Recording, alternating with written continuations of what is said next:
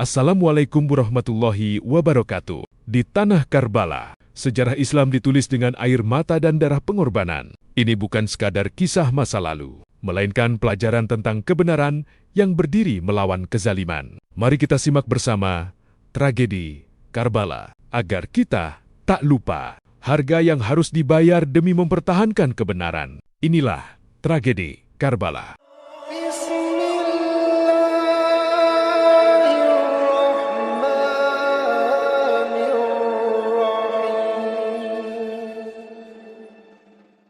Bayangkan sebuah dunia yang tengah dilanda konflik dan ketidakadilan. Disinilah kisah yang tak lekang oleh waktu dimulai. Kisah tentang keberanian, pengorbanan, dan keyakinan yang menentang tirani. Inilah tragedi Karbala. Setelah wafatnya Nabi Muhammad SAW, umat Islam menghadapi dilema besar. Siapa yang akan memimpin umat? Awalnya, kepemimpinan jatuh pada para khalifah Rasyidin yang adil dan bijaksana. Namun, setelah wafatnya Ali bin Abi Thalib, dunia Islam mulai terpecah dan digoyang oleh ambisi kekuasaan. Disinilah kita bertemu Husain bin Ali, cucu Nabi yang dikenal akan keteguhan iman dan keberaniannya. Suatu hari, Yazid bin Muawiyah, penguasa Umayyah yang lalim, mengirim utusan. Utusan itu berkata kepada Husain, "Husain, beri kami baiatmu, akui kepemimpinan Yazid, dan bersetujulah agar aman dan damai." Husain menatap tegas, suaranya lembut tapi penuh keyakinan. "Aku tidak akan memberi baiat pada ketidakadilan. Baiat itu berarti melegitimasi penindasan, dan aku tidak akan mengkhianati ajaran kakekku." Keputusan ini membuat situasi semakin tegang. Tak lama kemudian, Husain menerima kabar dari rakyat Kuf yang menderita di bawah pemerintahan Yazid. Mereka menulis surat penuh harap, "Wahai Husain, cucu Nabi, datanglah, pimpin kami melawan kezaliman. Tanpa kehadiranmu, kami terperangkap dalam ketidakadilan dan ketakutan." Husain memandang surat itu sambil bergumam, "Mereka memanggilku bukan untuk tahta, tetapi untuk menegakkan kebenaran. Aku harus pergi." Ia memutuskan untuk berangkat ke Kufah bersama keluarganya. Namun perjalanannya bukan tanpa bahaya. Pasukan Yazid siap menghadang. Pengkhianatan bisa datang dari siapa saja. Hanya sedikit pengikut setia yang menemani Husain, tetapi tekad mereka kuat. Di malam sebelum keberangkatan, Husain berbicara kepada keluarganya, "Kita akan menghadapi jalan yang sulit, mungkin penuh bahaya. Tapi keadilan dan kebenaran harus ditegakkan. Allah bersama kita." Begitulah awal mula tragedi Karbala. Dunia yang terbagi antara keadilan dan tirani. Rakyat yang lemah tetapi penuh harapan. Dan keputusan seorang cucu Nabi yang menolak tunduk pada kezaliman. Ini adalah titik awal dari kisah yang akan mengubah sejarah. Kisah yang akan mengukir nama Husain bin Ali sebagai simbol keberanian dan pengorbanan yang abadi. Setelah memutuskan untuk menolak baiat Yazid, Husain bin Ali berangkat dari Mekah menuju Kufah, tempat rakyat menanti keadilan. Ia tahu jalan ini penuh bahaya, tetapi hatinya teguh, dipenuhi iman dan tanggung jawab. Di pagi keberangkatan, Husain berbicara kepada keluarganya, "Kita akan menempuh jalan yang sulit. Jangan takut pada ancaman, karena kita berjuang demi Allah dan kebenaran." Salah satu pengikut setianya, Abbas bin Ali, menimpali dengan tegas, "Wahai Amirul Mukminin, kami siap menemanimu. Tidak ada yang lebih mulia daripada berjuang di jalan kebenaran." Perjalanan mereka menempuh gurun yang panas, menembus padang pasir luas. Setiap langkah dipenuhi ketegangan, karena pasukan Yazid sudah mengetahui keberangkatan Husain. Di tengah perjalanan, mereka menerima kabar dari Kufah. Beberapa penduduk setempat sudah dikuasai oleh pengkhianatan, dan pasukan Yazid mendekat untuk menghadang. Husain menatap ke arah sahabatnya dan berkata, "Rakyat Kufah mengundang kita, tapi kita tidak akan menghadapi mereka sendirian. Kita harus tetap teguh, meski tantangan datang dari semua sisi." Saat mereka sampai di padang Karbala, Husain melihat garis pasukan Yazid yang menunggu. Angin gurun berhembus kencang, membawa debu dan ketegangan. Pasukan Yazid mengirim utusan untuk memaksa Husain menyerah. Utusan itu berkata dengan nada mengancam, "Husain, hentikan perjalananmu. Kembalilah ke Mekah. Jika kau melanjutkan, nyawamu dan keluargamu akan terancam." Husain menjawab dengan suara tegas, "Aku tidak akan kembali. Aku tidak mencari peperangan atau tahta. Aku hanya ingin menegakkan kebenaran dan keadilan. Barang siapa melawan tirani, ia akan berdiri bersama Allah. Sejak saat itu, ketegangan meningkat, pasukan Husain hanya sedikit, tapi mereka bersatu dengan iman. Sementara pasukan Yazid, jumlahnya jauh lebih banyak, menyiapkan strategi untuk memutus pasokan air dan menghadang setiap langkah mereka. Di malam hari, Husain duduk bersama keluarganya dan berkata, "Mungkin besok kita menghadapi cobaan yang paling berat, tapi kita harus ingat, pengorbanan kita bukan sia-sia. Kebenaran selalu abadi, meski tubuh ini terbatas." Inilah titik awal konfrontasi yang menentukan. Karbala menjadi saksi persiapan pasukan kebenaran menghadapi tirani, dengan Husain dan keluarganya yang teguh menghadapi ketidakadilan. Setelah tiba di padang Karbala, Husain bin Ali dan rombongannya menghadapi kenyataan yang sangat berat. Pasukan Yazid lebih banyak jumlahnya, dan strategi mereka kejam. Memutus pasokan air dari sungai Eufrat, meninggalkan keluarga Husain dan para pengikutnya dalam kondisi yang ekstrem. Sahabat Husain, Abbas bin Ali, menatap ke arah sungai yang kini dijaga ketat oleh musuh. Amirul Mukminin, mereka bahkan tidak memberi kita air. Bagaimana kita bisa bertahan? Husain menjawab dengan ketenangan yang luar biasa. Abbas, air adalah ciptaan Allah. Kita tetap bisa bertahan selama iman kita tidak haus. Besok, kita akan melihat siapa yang benar-benar di jalan Allah. Rasa haus mulai dirasakan oleh keluarga dan pengikut Husain. Anak-anak menangis, perempuan kelelahan, namun Husain tetap memberikan semangat. Jangan lemah, Allah bersama kita. Kebenaran tidak pernah mati, meski tubuh ini menderita. Para pasukan Yazid semakin menekan. Mereka mengirim utusan lagi untuk memaksa Husain menyerah. "Husain, hentikan semua ini. Kembalilah, atau nyawamu dan keluargamu akan hilang." Husain menatap utusan itu dan berkata dengan tegas, "Aku tidak datang untuk menghindari kebenaran. Aku tidak takut mati. Kami di sini bukan untuk tahta, tapi untuk menegakkan keadilan dan melawan tirani." Malam itu Husain mengumpulkan para sahabat dan keluarganya.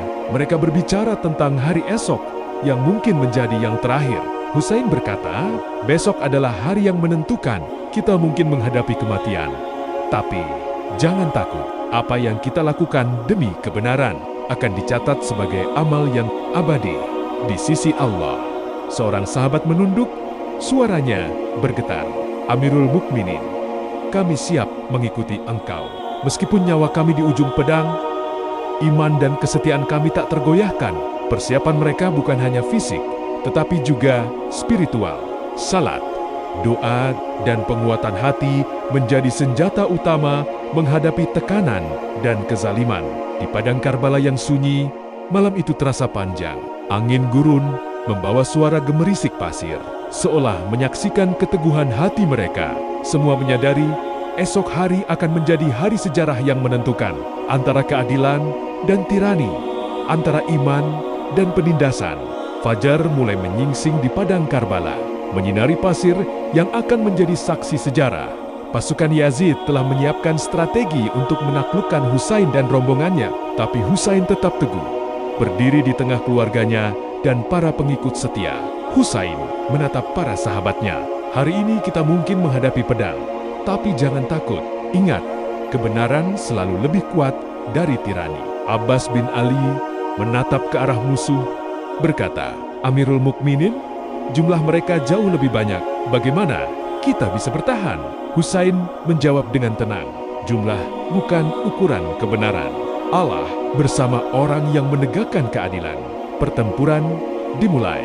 Pedang beradu, panah melayang, dan suara teriakan memenuhi padang pasir Karbala. Para pengawal Husain gugur satu persatu, mempertahankan garis pertahanan demi keselamatan keluarga dan iman mereka. Seorang sahabat sambil menahan darah berteriak, "Amirul Mukminin, kami terdesak." "Husain, tetap tenang. Jangan mundur. Kita bertahan bukan untuk kemenangan duniawi, tetapi untuk kebenaran yang abadi." Abbas bin Ali memimpin serangan balasan dengan gagah, berusaha melindungi wanita dan anak-anak dari serangan musuh. Ia berteriak, "Aku tidak akan membiarkan satupun dari mereka terluka selama aku masih hidup." Hari itu dipenuhi kehilangan. Banyak sahabat setia Husain gugur, namun semangat mereka tetap membara. Pasukan Yazid semakin frustasi Karena meski jumlah mereka lebih banyak, keberanian Husain dan para pengikutnya membuat mereka sulit menaklukkan. Di sore hari, Husain berdiri di tengah padang, memandang ke arah langit yang mulai kemerahan karena matahari terbenam. Ia berkata lirih kepada keluarganya, "Ini baru hari pertama, besok mungkin lebih berat. Tapi ingat, pengorbanan kita tidak akan sia-sia."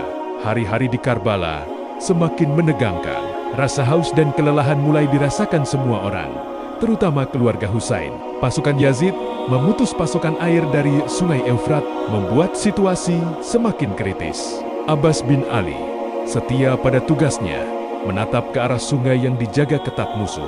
"Amirul Mukminin, izinkan aku pergi mengambil air untuk keluarga kita." Husain menatapnya dengan tatapan penuh haru dan tegas. "Pergilah Abbas, jangan kembali sebelum membawa air. Allah bersamamu." Abbas berlari melewati badai panah, menghadapi pasukan Yazid yang siap membunuhnya. Namun keberaniannya luar biasa. Ia berhasil mengambil air, tapi akhirnya gugur, mempertahankan air itu agar sampai ke keluarga Husain. Sementara itu, para pengawal Husain satu persatu gugur. Setiap kematian terasa berat, namun Husain tetap tegar, menyemangati yang tersisa. "Jangan bersedih. Mereka telah gugur di jalan kebenaran. Allah menerima setiap tetes darah yang tumpah untuk keadilan." Anak-anak dan perempuan menangis karena kehausan dan ketakutan. Ali Asgar, bayi Husain yang baru berusia 6 bulan, menangis kehausan.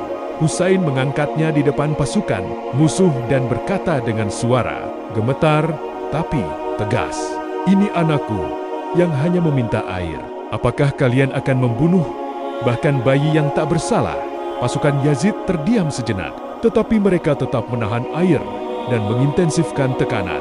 Husain menatap langit dan berdoa, "Ya Allah, jika kami akan gugur hari ini, biarkan kami tetap teguh dalam iman dan menegakkan kebenaran. Jadikan pengorbanan kami cahaya bagi umatmu." Pertempuran mencapai puncaknya. Setiap sahabat yang gugur meninggalkan kesan yang mendalam. Setiap tetes darah menjadi simbol keberanian. Padang Karbala menjadi saksi pengorbanan tak ternilai dari Husain dan pengikutnya. Hari itu, keteguhan hati Husain dan keluarganya menginspirasi semua orang yang melihat. Meski kekuatan mereka sedikit, iman dan keberanian mereka menjadi pelajaran abadi. Kebenaran selalu membutuhkan pengorbanan. Hari itu tiba. Padang Karbala menjadi saksi pengorbanan terbesar dalam sejarah Islam. Para sahabat Husain telah gugur satu persatu. Abbas telah gugur mempertahankan air. Dan kini Husain menghadapi musuh sendirian. Tetap tegar menghadapi pasukan Yazid yang jumlahnya jauh lebih banyak. Seorang komandan pasukan Yazid mendekat dan menantang Husain. "Husain, menyerahlah sekarang.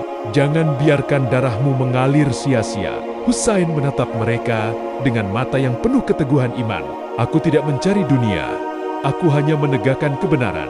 Barang siapa menentang ketidakadilan, ia harus siap menghadapi akibatnya." Pertempuran memuncak. Pedang demi pedang menghujani Husain. Namun ia tetap berdiri.